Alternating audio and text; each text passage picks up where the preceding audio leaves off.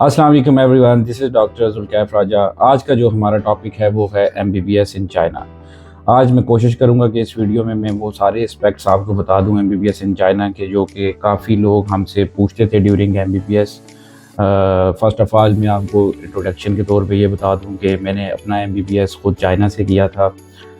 In 2017 I came to Hubei university of science and technology, there I started my MBBS journey. और उसके बाद 3 साल हम इधर रहते, फिर बीच में कोविड आ गया था। कोविड-19 में हम पाकिस्तान वापस चले गए थे और उसके बाद फिर 3 साल पाकिस्तान में रहने के बाद वो फाइनल ईयर जब मेरी इंटर्नशिप स्टार्ट हुई थी तो फिर I came back to China again, और यहाँ पे फिर मैंने अपनी इंटर्नशिप कंप्लीट की थी और उसके बाद मैं जून 2023 में ग्रेजुएट हो गया था। और करंटली इस वक्त मैं रेजिडेंट साइकेट्रिस्ट हूँ शूचो मेडिकल यूनिवर्सिटी में। यहाँ पे मैं अपनी पोस्ट ग्रेजुएशन कर रहा हूँ, जिसको आप स्पेशलाइजेशन कह लेते हैं, लेकिन ये एक डिग्री प्रोग्राम है एमडी साइकेट्री।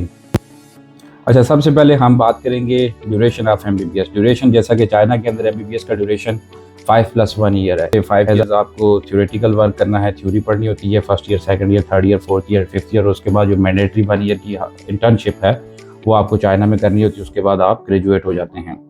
उसके बाद जो दूसरा इसका फैक्टर आ जाता है लैंग्वेज का, क्योंकि अक्सर लोगों को ये चीज़ नहीं पता होती कि चाइना में किस मीडियम में पढ़ाया जाता है। बहुत ज़्यादा मिसकंसेप्शंस ये भी पिछले अरसे चल गई थी। जब हम भी एमबीबीएस के स्टूडेंट थे उस टाइम भी हम लोग बहुत सुनते थे कि ये तो चाइनीज़ लैंग्वेज में पढ़ाते हैं एमबीबीएस, तो ये बच्चे कैसे वहाँ पे पढ़ते हैं और फिर ये आगे पाकिस्तान में कैसे काम करेंगे। ऐसा कुछ भी नहीं है। चाइना में आपको MBBS through out English language में पढ़ाया जाता है। आपका चाहे वो फर्स्ट ईयर जो एनाटॉमी सब्जेक्ट है वहाँ से लेके फिफ्थ ईयर की लास्ट क्लास तक आपको टोटली थ्रू आउट एमबीबीएस में, पूरे चाइना में आपको एमबीबीएस पढ़ाया जाता है। लेकिन उसके अलावा जो चीज़ है आपको एडिशनल लैंग्वेज करनी पड़ती है, वो मैं आगे नेक्स्ट पॉइंट पे आऊँगा।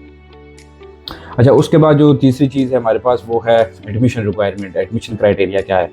अनलाइक पाकिस्तान, चाइना के अंदर एडमिशन रिक्वायरमेंट जो है वो बिल्कुल डिफरेंट है। पाकिस्तान में जैसा कि आपको एंट्री टेस्ट देना पड़ता है, एंट्री टेस्ट आपका पास होता है, फिर आपका मेरिट लगता है या जो भी दीगर मामला हैं, उसके बाद आप पाकिस्तान में क्वालिफाइड होते हैं।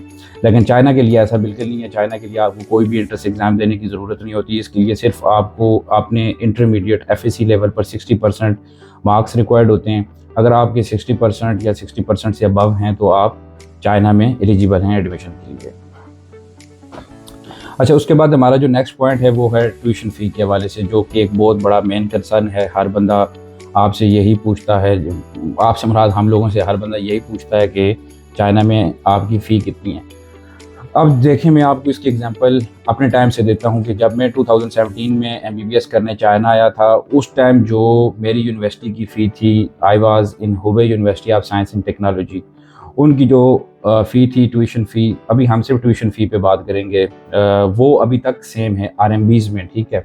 लेकिन उस टाइम फ़र्क ये पड़ता है कि मुझे वो RMB कितने में मिला था। जब मैं फ़र्स्ट RMB की परचेज़ की थी, इट वाज 15.9 PKR, यानी कि 16 रुपये के इक्वल एक चाइनीज़ युआन था। लेकिन वही चाइनीज़ युआन आज 40+ में चला गया। लाइक अगर उस टाइम पे आपकी फ़ीस अगर 20,000 थी, जो कि उस टाइम पे 5 लाख कुछ अमाउंट बनती थी, वही फ़ी आज आपको करेंसी के हिसाब से 12 लाख 11 लाख के दरमियान में पड़ती है। तो इसका मतलब ये है कि चाइनीज़ यूनिवर्सिटीज़ की फ़ीस स्ट्रक्चर सेम है। जब से इनके प्रोग्राम शुरू हुए हैं, जब से लोग चाइना में आने शुरू हुए एमबीबीएस करने के लिए, इनका फ़ीस स्ट्रक्चर स्टिल सेम है। लेकिन ये जो फ्लैक्चुएशन आई है फ़ीस के अंदर, लाइक के मेरे टाइम पे 5 लाख थी तो आज 10 लाख या 12 लाख में, वो है करेंसी की डिवेल्यूएशन। करेंसी हमारी क्योंकि बहुत ज़्यादा डिवेल्यू हुई है पाकिस्तान की PKR, ज़ाहिर है उस टाइम जब मैं आया था डॉलर भी 70 रुपये का था, डॉलर भी 280 290 की एवरेज रख रहा है। तो इस वजह से बहुत ज़्यादा फ़ीस स्ट्रक्चर, आप जब करेंसी एक्सचेंज करते हैं तो बहुत ज़्यादा आपको गैप आता है। लेकिन हम बात करेंगे, क्योंकि हम चाइना के अंदर एमबीबीएस की बात करें, तो हम चाइनीज़ करेंसी में ही इसको प्रेफर करेंगे कि डिस्कस करना। अच्छा, चाइना के अंदर जो है मोड ऑफ फ़ी का वो 2 तरीके की फ़ीस होती हैं, लाइक जो एक मिनिमम है और एक मैक्सिमम है। मिनिमम हम ट्यूशन फ़ी की अगर बात करें, सिर्फ ट्यूशन की, जिसमें अगर हम हॉस्टल वगैरह को डिस्कस ना करेंगे चीज़ें, हॉस्टल या आपके मेडिकल अलाउंस या वीज़ा अलाउंस, ये चीज़ें छोड़कर सिर्फ हम ट्यूशन फ़ी की बात करें, वो मिनिमम चाइना की अगर इस वक्त 16,000 RMB से लेके 40,000 RMB तक है। अब 16,000 से 40,000 में क्या है, ये यूनिवर्सिटीज़ का क्राइटेरिया है। कुछ यूनिवर्सिटीज़ आपको 16,000 लेती हैं, कुछ 20, कुछ 25 से लेके करते करते इस तरह ये वैल्यू 40,000 तक चली जाती है। लेकिन जो हॉस्टल्स की बात है चाइना में, वो तमाम यूनिवर्सिटीज़ में एवरेज हॉस्टल फीस सेम होती है, 4,000 से 4,800, या चलें आप इसको 5,000 कर लेना। आप चाइना में किसी भी यूनिवर्सिटी में जाएंगे, आपकी जो मिनिमम हॉस्टल फ़ी होगी वो 4000 होगी और मैक्सिमम जो होगी वो 5000 होगी। तो हॉस्टल फ़ी में इतनी ज़्यादा फ्लक्चुएशन नहीं आती है, इतना बड़ा गैप हमें देखने को नहीं मिलता, लेकिन MBBS ट्यूशन फ़ी में हमें काफ़ी मार्जिन देखने को मिल जाता है। अब ये मार्जिन क्यों होता है, ये मैं आपको अगले पॉइंट में इसको हम डिस्कस करते हैं। अच्छा, इसी के साथ साथ हम इसी पॉइंट को डिस्कस कर लेते हैं जिसमें हमें ये मार्जिन गैप भी समझ आ जाएगा कि चाइना के अंदर दो तरीके की यूनिवर्सिटीज़ हैं, एक है MOE लिस्टेड, एक है नॉन MOE लिस्टेड। अक्सर आप लोग ये सुनते होंगे MOE वर्सेस नॉन MOE। अब ये MOE यूनिवर्सिटीज़ क्या चीज़ हैं और नॉन MOE यूनिवर्सिटीज़ क्या चीज़ हैं, इसकी एग्जांपल मैं आपको इस तरह देना चाहूँगा कि जहाँ से मैंने अपना MBBS किया था Hubei university of science and technology से, वो नॉन MOE यूनिवर्सिटी है। Non MOE university bilingual universities होती हैं जिसमें आपको चाइनीज़ लैंग्वेज के साथ साथ MBBS एजुकेशन भी हासिल करनी पड़ती है। और इस वक्त यहाँ पर मैं अपनी पोस्ट ग्रेजुएशन कर रहा हूँ शूचो मेडिकल यूनिवर्सिटी में, ये MOE लिस्टेड यूनिवर्सिटी है। अब इसका जो मेन फ़र्क है MOE और नॉन MOE का, वो ये है कि नॉन MOE यूनिवर्सिटीज़ में जब आप आते हैं, आपको इन द स्टार्ट फर्स्ट ईयर में आपको HSK is basically language program, जिस तरह आपका IELTS या TOEFL है इंग्लिश लैंग्वेज का, आपको फर्स्ट ईयर के अंदर HSK एग्ज़ाम पास करना होता है नॉन MOE यूनिवर्सिटीज़ के अंदर। अगर आप वो पास नहीं करते तो वो आपको सेकंड ईयर में प्रमोट नहीं करते, जो कि आपकी क्लिनिकल स्टडीज़ कंसीडर की जाती हैं चाइना के अंदर सेकंड ईयर से ऑनवर्ड्स। तो सेकंड ईयर में वो आपको प्रमोट नहीं करते, फिर आपके पास दो ऑप्शन रह जाते हैं, या तो आप फर्स्ट ईयर को रिपीट करें या आप चाइना को लीव कर दें। अब इसके बरक्स MOE लिस्टेड यूनिवर्सिटीज़ में क्या होता है, MOE लिस्टेड यूनिवर्सिटीज़ में आपको स्टार्ट में इस तरह की कोई रिक्वायरमेंट नहीं होती कि आपने HSK उसी वक्त देना है। आपके पास टोटली 6 साल का टाइम होता है, पूरा ग्रेजुएशन पीरियड, डिग्री पीरियड आपके पास होता है कि आपने ग्रेजुएशन से पहले HSK देना है। यहाँ पर ये पॉइंट कंसीडर किया जाए कि HSK देना दोनों सूरतों में है, नॉन MOE लिस्टेड में भी देना है और MOE लिस्टेड में भी देना है। लेकिन सिर्फ फ़र्क क्या है कि एक जगह पर आपको फर्स्ट ईयर में कंफर्म पास करना है, लाजमी तौर पे पास करना है, दूसरे ऑप्शन में आपको 5-6 साल में पास करना है। लेकिन इसके बावजूद जो एक मेन चीज़ आ जाती है, अब इन दोनों यूनिवर्सिटीज़ के अंदर फ़ी डिफरेंस आप देखें, फ़ी गैप बहुत ज़्यादा आ जाता है। अब मैं आपको चूँकि एग्जांपल अपनी दो यूनिवर्सिटीज़ की दूंगा, क्योंकि तीसरी यूनिवर्सिटी की मैं बात नहीं करूँगा जिसका मुझे खुद आइडिया या एक्सपीरियंस ना रहा हो। अब जहाँ पर मैंने MBBS किया था Hubei university of science and technology से, इस वक्त उसकी जो ट्यूशन प्लस हॉस्टल है वो है 20,000 RMB second year and onwards. First year में क्योंकि आपकी कंसल्टेंसी और मैनेजमेंट चार्जेस होते हैं तो वो थोड़ा सा पैकेज आपको एक्सपेंसिव मिलता है, लेकिन सेकंड ईयर से फाइनल ईयर तक जो फ़ी पैकेज होता है वो ओरिजिनल होता है, जिसको हम अपनी डिस्कशन में कंसीडर कर सकते हैं। तो Hubei university of science and technology non MOE listed है और उसमें फ़ी स्ट्रक्चर इस वक्त 20,000 है, जबकि शूचो मेडिकल यूनिवर्सिटी एक MOE लिस्टेड यूनिवर्सिटी और यहाँ पर फ़ी स्ट्रक्चर जो हॉस्टल प्लस ट्यूशन है वो 40,000 RMB है। तो अब यहाँ पर आपने देखा कि फ़ी गैप कितना आ गया, डबल हो गई। अगर एक बच्चा शूचो मेडिकल यूनिवर्सिटी से MBBS करता है तो वो जितना अपना डिग्री पे पैसे लगाएगा शूचो मेडिकल यूनिवर्सिटी में, उतने ही पैसों में दो बच्चे Hubei university of science and technology से अपना MBBS कंप्लीट कर सकते हैं, क्योंकि फ़ी हाफ हो जाती है। अब इसमें जो क्वेश्चन रेज होता है कि क्या इनकी डिग्रीज में फ़र्क होता है, या MOE लिस्टेड की डिग्री ज़्यादा पावरफुल होती है या नॉन MOE की जो है वो डिग्रेड होती है, ऐसी कोई बात नहीं है। दोनों यूनिवर्सिटीज़ की डिग्री सेम होती हैं। पाकिस्तान मेडिकल काउंसिल से आपको सेम लाइसेंस मिलता है जैसा कि हमें मिल रहा है, फुल लाइसेंस आप ले लें या आप MOE लिस्टेड के पढ़ें या नॉन MOE के, आपको PMDC ने वही रिकॉग्नाइजेशन देनी है, USA ने वही रिकॉग्नाइजेशन देनी है। आप दुनिया में कहीं भी चले जाएंगे आपकी डिग्री सेम कंसीडर्ड होगी। बस ये कि MOE listed English medium consider की जाती है सिर्फ इस वजह से कि आपको वहाँ पे 6 साल के अंदर HSK देने की कोई रिक्वायरमेंट नहीं होती, जबकि नॉन MOE लिस्टेड में आपको फर्स्ट ईयर में ये थोड़ा सा हार्ड एंड फास्ट रूल आ जाता है कि आपको HSK हर सूरत पास करना होता है, वरना आप अपनी सेकंड ईयर नहीं स्टार्ट कर सकते।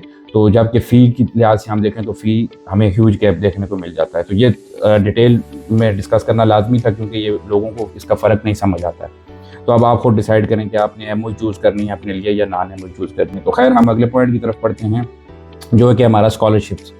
अच्छा, अक्सर मैं खुद वीडियो देखता हूँ, चूँकि मुझे ये 8वां साल शुरू हो गया चाइना में अल्हम्दुलिल्लाह। तो इन 8 सालों में मैंने भी बड़ी वीडियोस देखी जो एजेंट्स होते हैं या इस तरह की एडवर्टाइजिंग होती है कि स्कॉलरशिप, MBBS स्कॉलरशिप, कि आपको चाइना में स्कॉलरशिप पे MBBS कराया जाता है। तो सबसे पहले आप लोगों ने एक बात याद रखनी है, जब भी MBBS के साथ स्कॉलरशिप का वर्ड आएगा तो ये टोटली फेक न्यूज़ होगी, क्योंकि चाइना के अंदर ऐसी कोई पॉलिसी नहीं है कि वो आपको फुली फंडेड MBBS स्कॉलरशिप पे कराएं, कि वो आपसे पैसे भी ना लें और उल्टा आपको पैसे भी दें।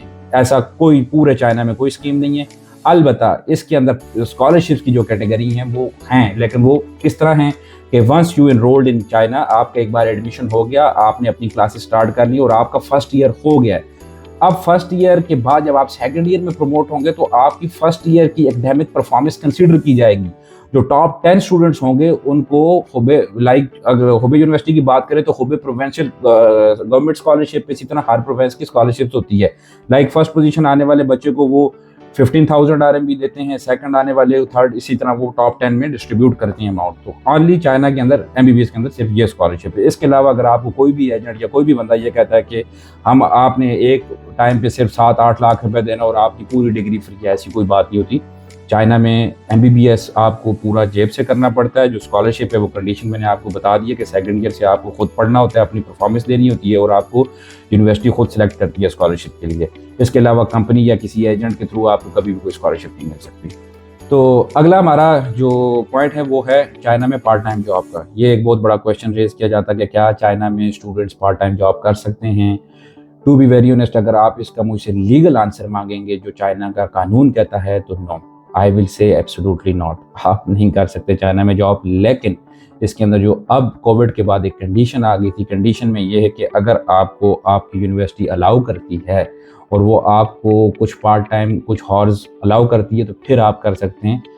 वैसे होता ऐसा नहीं है कि यूनिवर्सिटी आपको अलाउ करे MBBS लेवल पे, लेकिन जिस तरह हमें post graduation masters PhD level पे आपको यूनिवर्सिटी ज़रूर, या आपके सुपरवाइजर्स, क्योंकि पोस्ट ग्रेजुएशन में आपके सुपरवाइज़र का मामला हो जाता है, तो फिर अगर आपका सुपरवाइज़र एग्री है तो फिर आप कर सकते हैं। लेकिन बैचलर लेवल पे MBBS लेवल पे ये आपको अगर कोई बोलता है कि वहाँ पे कोई भी एजेंट या कंपनी के आप वहाँ पे जाके जॉब कर सकते हैं तो कोई कुछ नहीं होता, ये वो सब झूठ है, ऐसा कुछ भी नहीं है। चाइना इसके मामले में बड़ा स्ट्रिक्ट है कि और बहुत सख्ती करते हैं ये इस मामले पे। अगर फॉरेन स्टूडेंट यहाँ पे जॉब करते हुए नज़र आ जाए तो फर्स्ट ऑफ ऑल वो तो आपको इतना, अगर पहली बार आप पकड़े जाएँ लेट से, तो आपको बड़ा हेवी फाइन करते हैं, और दूसरी तीसरी बार अगर सेम ये सीन रिपीट हो तो आप डिपोर्ट भी हो सकते हैं। तो चाइना में जो पार्ट टाइम जॉब है वो टोटली इलीगल है according to the Chinese law. तो अच्छा, जो तीसरी बात है वीज़ा पॉलिसी की। वीज़ा पॉलिसी चूँकि ऐसी चीज़ है कि ये आपको वक्तन फ़वक्तन, अभी मैं अब बताऊंगा और लेट से आप ये वीडियो आज से साल बाद या 1.5 साल बाद या कुछ टाइम बाद देखेंगे तो उस टाइम हो सकता है बेसिक की रिक्वायरमेंट्स वीज़ा एप्लीकेशन को लेके चेंज हो जाएँ, क्योंकि हमारी जो पाकिस्तान एम्बेसी है जेरी ऑफिस में, क्योंकि हम अप्लाई करते हैं वो हर 2 महीने या 1 महीने बाद कुछ ना कुछ रिक्वायरमेंट्स चेंज करते हैं। तो ये उस वक्त बेहतर है कि आप इनकी ऑफिशियल वेबसाइट पे जाएं और जाकर अपने वहाँ पर वीज़ा के डॉक्यूमेंट्स देखें, या जिसके थ्रू आप एडमिशन अप्लाई कर रहे हैं। तो ये उन बंदों का काम बनता है कि वो आपको पूरा प्रॉपर गाइड करें वीज़ा के लिए।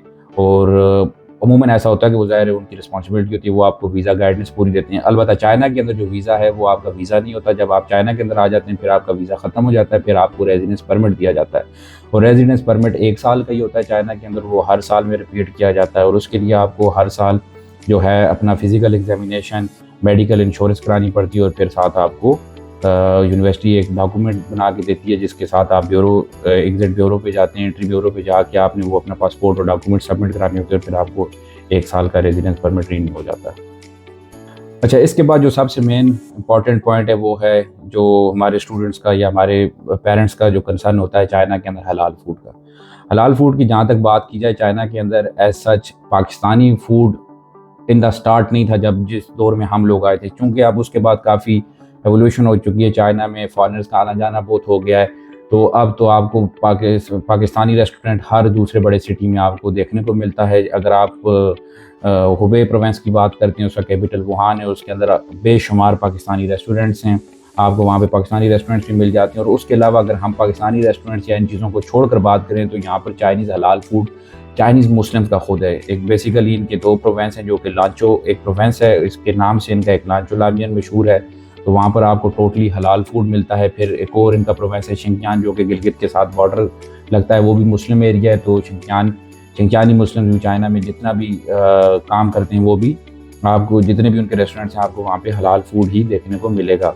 और उसके अलावा आप सेल्फ़ कुकिंग कर सकते हैं। सेल्फ़ कुकिंग के लिए बाकायदा किचन यूनिवर्सिटी ने रखे होते हैं, गर्ल्स एंड बॉयज़ का सेपरेट किचन होता है, आप वहाँ पर अपना खुद से भी बना के खा सकते हैं। और इस तरह आपको बड़ा चीप पड़ता है अगर आप सेल्फ़ कुकिंग करते हैं। लेकिन अगर आप स्टडीज़ में बिजी हैं या उसके बावजूद आप इतना टाइम नहीं दे सकते सेल्फ़ कुकिंग पे, तो आप बाहर से खा सकते हैं। आपको फूड प्रॉब्लम चाइना में एटलीस्ट अब नहीं हो सकता। पहले जो होता था उस टाइम लोगों को आइडिया नहीं होता था, या आवाम इतनी कम होती थी चाइना में, चूँकि अब बहुत हर बंदा चाइना आने लग गया है मेरे ख्याल से। तो अब जो है यहाँ पे इतने मामलात मसाइल नहीं हैं और इतने रेस्टोरेंट्स हो गए हैं, तो इस वजह से आपको फूड को लेके कोई टेंशन नहीं होनी चाहिए। चाइना में आपको हर जगह पर हलाल फूड हर गली में मिल सकता है, तो इसमें कोई बड़ा इशू नहीं है।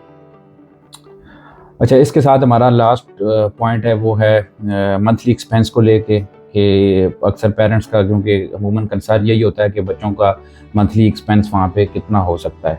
जो एवरेज मंथली एक्सपेंस अगर हम उसकी बात करें तो वो सिटी टू सिटी भी बड़ा वेरी करता है कि आप लोग किस सिटी में रह रहे हैं। लेट से अगर आप चाइना की बड़ी सिटीज़ में, शंघाई, बीजिंग, ग्वांगचो, शनचेन, इस तरह की सिटीज़ में, तो फिर तो ज़ाहिर है आपको स्लाइटली थोड़ा सा एवरेज सिटी से पैसे ज़्यादा मंगवाने पड़ सकते हैं घर से, क्योंकि वहाँ पर मैटर करता है कि आप जिस सिटी में रह रहे हैं वहाँ पे टैक्सी कितने से स्टार्ट हो रही है और लोकल ट्रांसपोर्टेशन कितनी की है। बाकी फिर ज़ाहिर खाना भी उस हिसाब से महंगा होता है।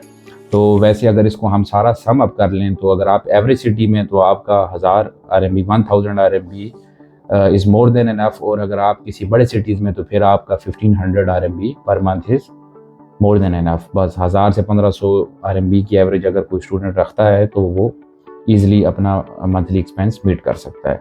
तो इसके अलावा जो अब आखिरी बात है वो ये कि आपने अगर MBBS में एडमिशन लेना है तो इसके लिए मेरे पास जो अपनी खुद ऑथराइज्ड यूनिवर्सिटीज़ हैं वो Hubei university of science and technology और उसके अलावा शूचो मेडिकल यूनिवर्सिटी है।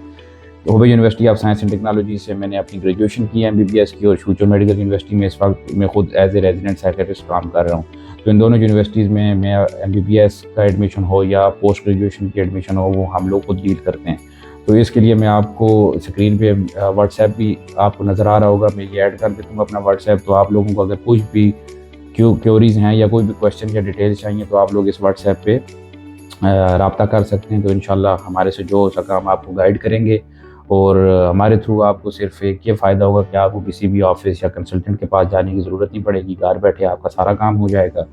अगर कोई बच्चा लेट से अप्लाई करता है MBBS में तो उसका जो प्रोसीजर है वो सिंपली ये कि 1 to 3 डेज़ में आपको प्री एक्सेप्टेंस मिल जाता है, और उसके अलावा विद इन 10 डेज़ आपको JW 202 आ जाता है, और उसके बाद फिर आपको एम्बेसी के लिए प्रिपेयर किया जाता है जो भी उस टाइम की एम्बेसी की रिक्वायरमेंट्स होती हैं। और अल्हम्दुलिल्लाह मेरे थ्रू आज तक जितने भी बच्चे प्रोसेस कर चुके हैं MBBS का, उनका सबका फ़र्स्ट अटैम्प्ट में वीज़ा हुआ और अल्हम्दुलिल्लाह स्मूथ प्रोसेस गया है।